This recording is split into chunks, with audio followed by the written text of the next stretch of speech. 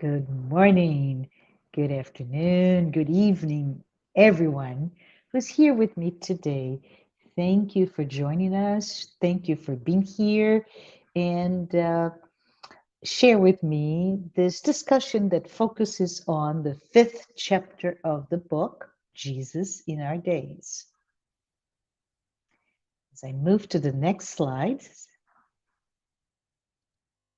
just wanted to share here the fact that we are looking into a book with 20 chapters, and this, which is part of the psychological series. It's the first book in that series, but I'm really honored to be here to review this psychological series, as we call it, by the spiritual author Joanna de Angelis, because it is so powerful, it is so impactful, and feeling so good to be here to present some of the main ideas found in the book. And just as a reminder, the intent of this series of live talks is to discuss those insightful messages that are contained. And just as I keep reminding us, and I have it in front of me, the book, which is so tiny. It Nope, I don't have it in front of me, but like those, the other ones that I'm reading of her, just tiny, not many pages, but so dense in the information. So, in any ways, just if you're not familiar, the book was written by Joanna de Angelis in collaboration with Divaldo Pereira Franco, and we review the book weekly, and each chapter, it brings, as you can see in this table of content, it brings a specific challenge, something that we can read through from a lens of Jesus and that problem, how Jesus dealt with it. So as we dive into Jesus' teaching, I am taken, right? I'm taken by how those teachings continue to touch us. They continue to point to areas that we need to be aware and very conscious, and behave accordingly. So here is my invitation for you to continue to look for answers in Jesus' therapeutical teachings and find health, peace, and happiness with me. As we can see, we're in the fifth chapter today, discussing Jesus' intolerance. And next week, we'll start talking about those very close together concepts, right? Honor, justice, duty, and then move on to joy, courage, resolve, responsibility. So, with that, let's go ahead and talk a little bit about the content itself.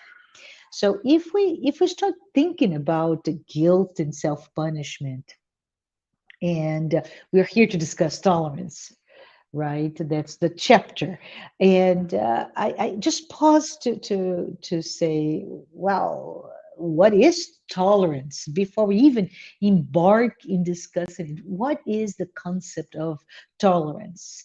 Merriam-Webster defines tolerance as the ability or willingness to tolerate something. In particular, the tolerance, the existence of opinions and behavior that I do not necessarily agree with. This is the point where it's very important, right? When we go to the book, Joanna de Angelis tells us that tolerance is actually an imperative to all of us who are in a path toward attaining our mental and emotional health. She says, when we are tolerant, we understand the one who falls, and in doing so, we're able to easily, or rather, not so hard to extend your hands. That person who fell, now I'm going to extend my hands and help that person to get up. Depth psychology, right? The field of psychology that is concerned with the unconscious mind. In that, judging other people's wrongs is considered a inhumane act toward the one who erred. So I pause to ask, really? Really? Inhumane act? Why is that? Well, depth psychology, like humanist or transpersonal psychology, includes a spiritual lens to understanding and analyzing our human existence and aims at using the process of self discovery and inner transformation to unveil, to remove the masks that we build and we use so tightly over who we are. So, on one hand, to be tolerant is to achieve and express our spiritual growth because we're able, when we are tolerant, to express, say, solidarity, we're able to forgive, and we're able to forget any wrongdoings or any offense to us. On the other hand, when we are tolerant, right? I'm sorry, when we are not tolerant, when we're unable to accept the other, we are judgmental. So, judgment from a legal point of view is actually the system based on a group of people's development of their laws, right? And they, because it's a legal system, they reflect their own ethical and cultural systems, relatively speaking. So, from that lens, judgment allows the accused, the person who did something wrong and has been identified, the accused, the opportunity to defend himself or herself while preserving its own human values. What about our own personal judgment of others? If we're truth about it, the judgment of others is usually based, our personal judgment of others is based on arbitrary, senseless, and even a rigid view of the other. Joanna tells us, yeah, but the judgment reveals our own shadow projected in the other. So the issue here, and it's just quite important for us to grasp, is that when we see our own shadow, that area that we're really trying to repress, the side of us that is so upsetting and hurtful, and we can't, so we repress, right? But we see that in the other. We see our own image, even if it is done unconsciously, on the other. So we end up bringing up, surfacing very strong feelings that can include hatred or the desire to destroy in the other what we cannot destroy in ourselves. This is so powerful because it really tells us that we need to look at ourselves whenever we feel the yearning to judge the other and find what is it that I see of myself in the other, in that act, in that event. But we're going to go back to a religious point of view because from that perspective, Joanna reminds us that the problem of, and I'm going to use very specifically word, no longer mistake or error or fall. I'm going to use the word sinning because it's we're talking now from a religious perspective, right? So the problem of a sin, she says, belongs to the one who committed it. It's all there outside of me. And it is so simple. Yes, Joanna, the problem of a sin belongs to the one who committed the sin. Joanna lets us know that the person who did something wrong, or using her words, committed a sin, he or she is subject to a painful process of self punishment, seeking, even unconsciously, to break free of the wrongdoing as guilt weighs heavily on his or her conscience. Right? So, as we can determine by reading that, and we're talking about it, it is a self regulating process. Not so easy, as a matter of fact, not so simple, because for the one who's actually sinning, right, you trigger those points of, I did something wrong, I am guilty, and I want to self punish. And it's very interesting because I want to take a moment here to share a little bit of an insight. We have a few minutes about the word to sin, and which I'm really focusing when I'm talking about the self-regulated process of the sinner. So if we return back to Merriam-Webster, we find that the word sin, which has been used for over 1,000 years in the English language. In the current form, comes from the Middle English sin, Sinne, which is itself from the Old English word sin, Syn. And the original meaning of sin was largely concerned with religious matters. So to sin is to commit an offense against a religious or moral law. In other words, the transgression of the law of God. It is also a state, a vitiated state of human nature in which you, the sinner, is estranged from God. Right? So this is the common use of the word sin. But I wanted to bring here, sin also means missing the mark in original Greek.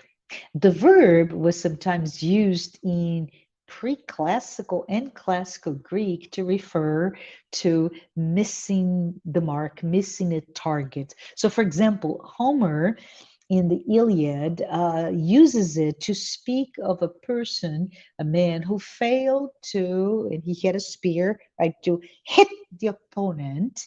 And if you think in terms of other contexts, it was used in at the time to lose it's a person lose its own way, for example, on a road.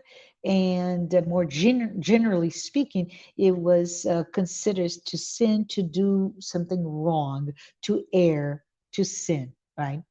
By the time the New Testament was written, oh, us, the average reader, would not heard the word as miss the mark anymore, unless this person was familiar of Homer's work, Iliad, who was written, 800 years prior. But I have to say, I love the use of the word, because with that, we can imply that when I sin, I miss the mark. It also implies that I should not punish or blame or judge the outside, the target, the bow, the arrow, or even myself. I, as the archer, for example, I just need to understand what happened. How come the target was not hit? What do I need to do differently? Shall I practice more, for example? So, missing the mark in this viewpoint gives us this idea that we, again, using the word sinner, may try our best, but somehow miss the mark. We fall short on accomplishing whatever that goal was. Back to Joanna. It's important that we go back to the book, right? We find that self-regulating process, which includes guilt, self-punishment, so that once it's done, right, it's achieved, you reach a clear conscience. If we think about it, if we pause to say, okay, what does this mean, and how easy is that process truly? And we have to say, not so simple, right? It's simple in idea, but it's quite complicated mechanism, because guilt is a perturbing, a disturbing shadow, right? The guilt, the feelings of guilt that is cast over our own personality. If unbridled, guilt is responsible for us losing a sense of equilibrium, of balance, and it can even lead to diseases, to falling ill. It's all if we immerse ourselves in that terrible feelings of guilt, and we don't get out of it, right? Because guilt is engraved, imprinted on the innermost panels of our own individuality. My guilt is my guilt, not anybody else's, right? Guilt, because of it, automatically programs its own reparation, its own process of reparation. Does this make sense to you? So every time I miss the mark, every time, and I often equate the word to sin, to miss the mark, as to cause pain to myself or the others, right? Because of thoughtlessness or heartless act, I am triggering my guilt. I done something wrong. So let's pause. This is me. Now let's change, right? Let's flip the coin now to look at it when we, on the other side, when we are the ones witnessing the archer missing the mark, when we see the other making a mistake, committing an error, our arbitrary judgment, right? Remember, it's all inside of me. My judgment is based on an arbitrary system of values, not that of an entire people. So that arbitrary judgment um, generate in my own individuality, in my own sense of self, right? Of its own accord, the dynamics of my future affliction for us who's accusing the other, as our own conscience bears the weight of the problem. So I see the problem, I accuse, and it's not my problem, it's the person who made the mistake problem due to be part of that self-regulating process. But me, as I am witnessing and started to accuse, I get in myself a another mechanism that is going to weigh me down. So it's really important this, because when we judge the action of others, as incorrect, immoral, wrong, we, as someone who's accusing the other, project our own shadow in the form of self justification without even knowing. It's an unconscious process. I project what I repress, I project my shadow to justify myself. So and so did that, right? The question here, my accusation of the other doing something will not get rid of our own problem as I do so.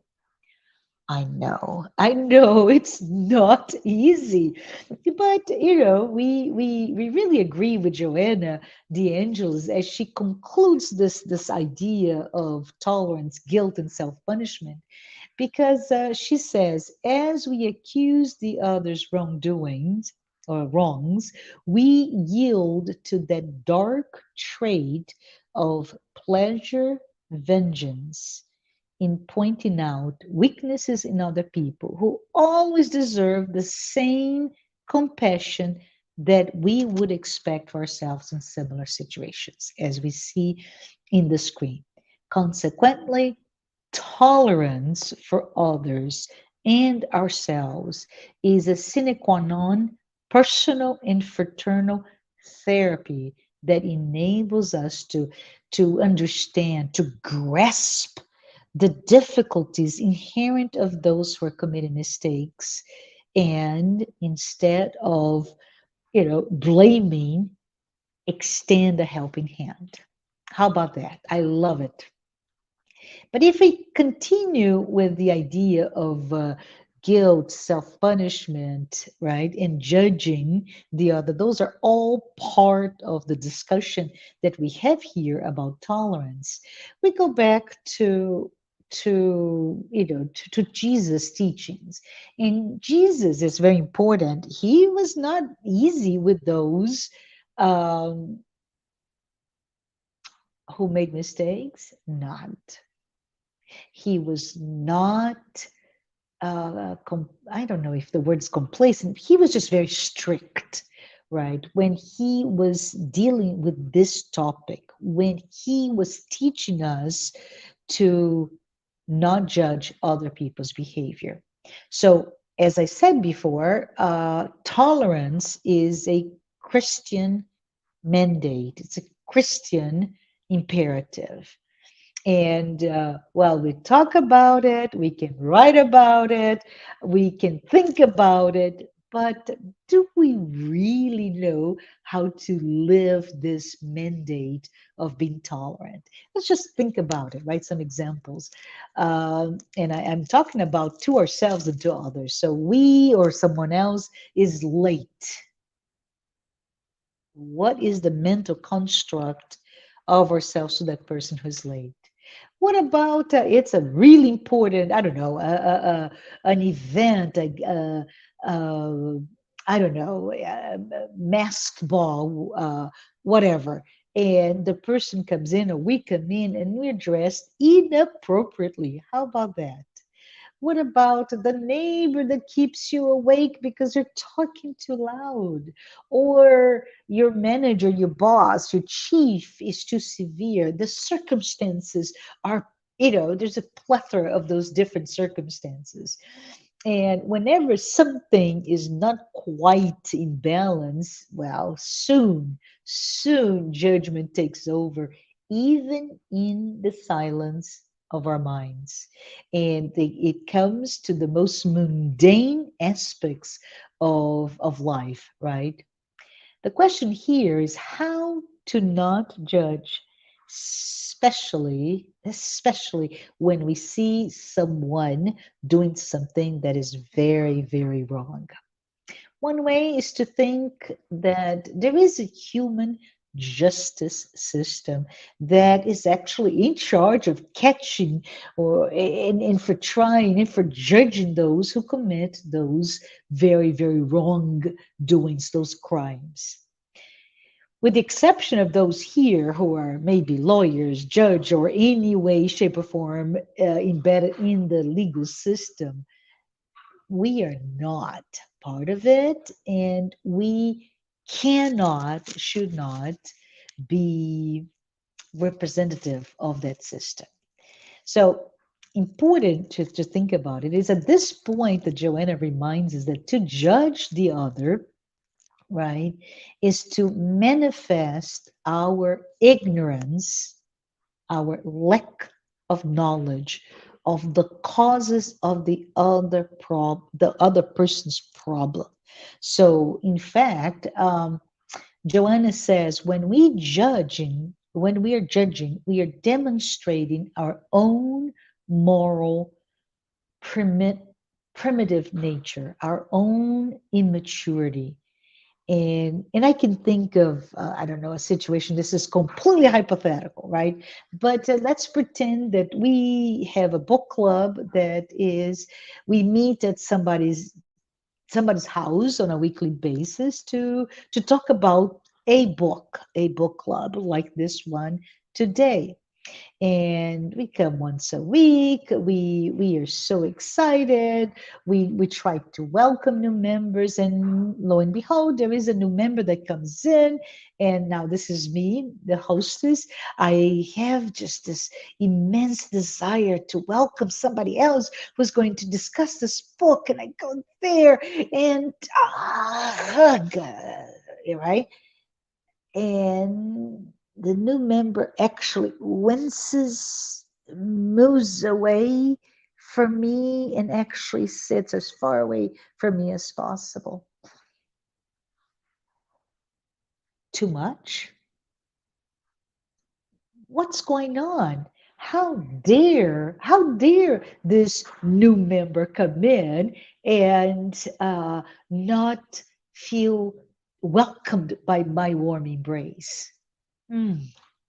Who does he or she think he is, right?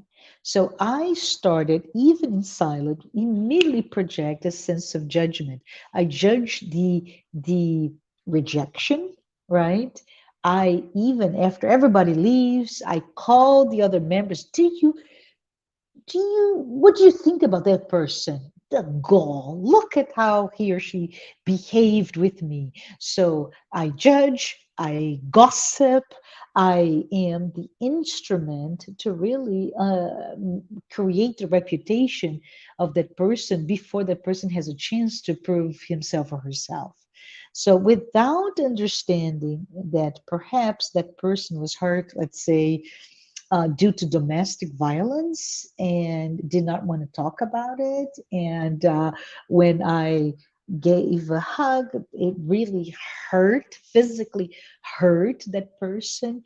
And soon I am now bearing the weight of what I've done, while that person does not have a chance in the group because I poisoned. It's important to know that I did not know, I was unaware, I was ignorant of the pain that person had. And surprise, surprise, all of us, 100% of us have pain points that we often try to hide from another. So before we close today, I just want to say that Matthew chapter 7, and it's verses 3 to 5 writes, why do you look at the speck of sawdust in your brother's eyes and pay no attention to the plank in your own eyes? How can you say to your brother, let me take the speck out of your eye, when all the time I have that plank in your eye? You hypocrite, first take the plank out of your own eye, and then you will see clearly to remove the speck from your brother's eyes. So it is indeed ingenious image, right? For those of us who have a plank in our own eye, we cannot see clearly the other. This is such a powerful and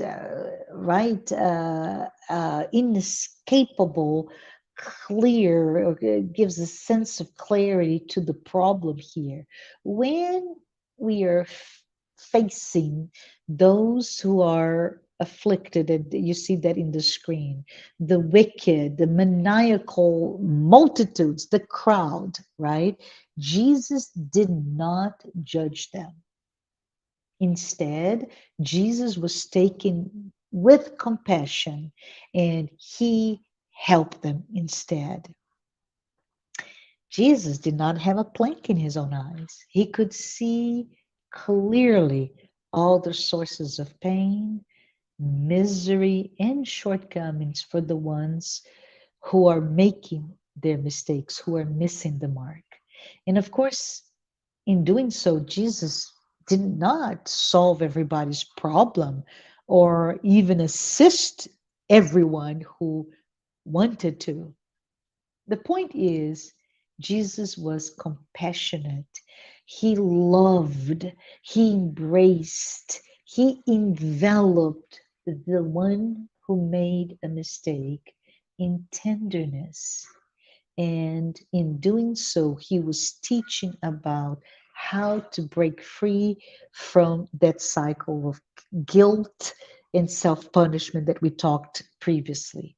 So I just say, let us be the one who, like Jesus, can understand the pain in the other and we can welcome them more than ever. Just wanted to go for another minute to talk a little bit about tolerance and compassion, right? Joanna tells us, asks us, she invites us to have compassion on anyone who makes a mistake, as she reminds us that conscience, their own conscience, will be the judge of their own mistakes. And the reality, the problem with this is that there is so much violence in the world. So, as we invite all of us to understand the pain in the other and we embrace them, can we, and this is really important, can we, at this moment in our lives, find true compassion inside of us? Can we find compassion in other, right? It is not easy to believe in compassion as a broad sentiment, a plentiful sentiment everywhere. But Joanna reminds us again that whenever we are immersed in our own problems, our own afflictions, we tend to not look at the suffering of the other. It's this self-protection, right? I suffer so much, I'm in so much pain. I can't look at your own a problem that may be even much bigger than mine.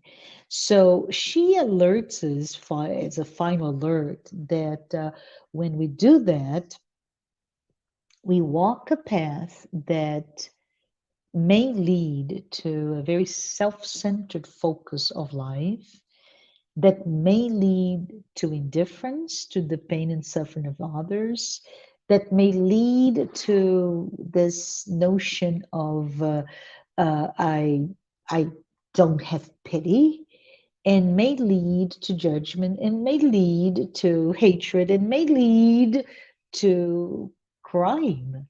So, with that, I'm saying let's help those who stumble. Their weakness is already their punishment. Let's tolerate all of those so called wrongdoers because they are our future. Should we at any given point not be strong enough to hit our targets? As we close our talk today with the knowledge of the strong link between tolerance and compassion, and let's remind ourselves that our tolerance toward the unfortunate is the emotional measure of compassion we ourselves will receive when our time comes because none of us have reached a state of perfection or a state where we hit the target every time. But that's it, my friend. I want to thank you for being here with me and see you next week. Have a blessed week, everyone.